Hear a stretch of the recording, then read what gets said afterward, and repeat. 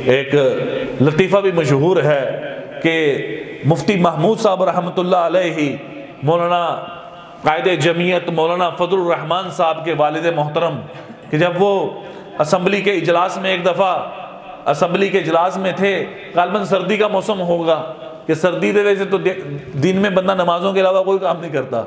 ज़ोहर की सुन्नतें पढ़ो तो असर का वक्त, असर पढ़ो तो मगरिब, मगरिब पढ़ो तो इशा। तो वो इजलास चल रहा था, ज़ोहर की नमाज का वक्त हुआ, इजलास रोक दिया गया कि उलमा ने सियासत में क्या किया, उलमा ने सियासत में क्या किया।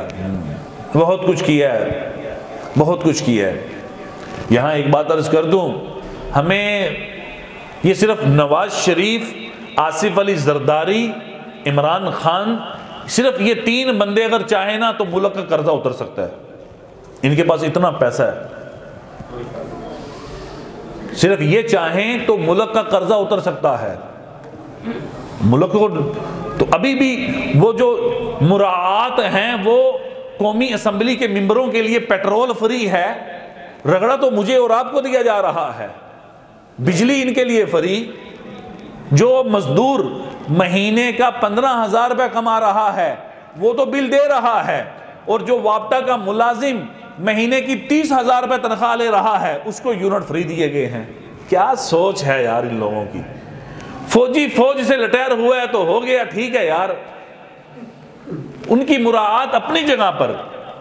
लेकिन मैं ये अर्ज कर रहा हूं कि ये जो कौमी असम्बली के अंदर बैठे हुए लोग हैं इनकी मुराद खत्म हो, इनकी मुराद खत्म हो।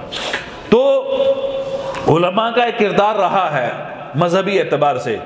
तो वो नमाज हुई, असर का वक्त हुआ, फिर मगरिब का वक्त हुआ, फिर इजलास रुका।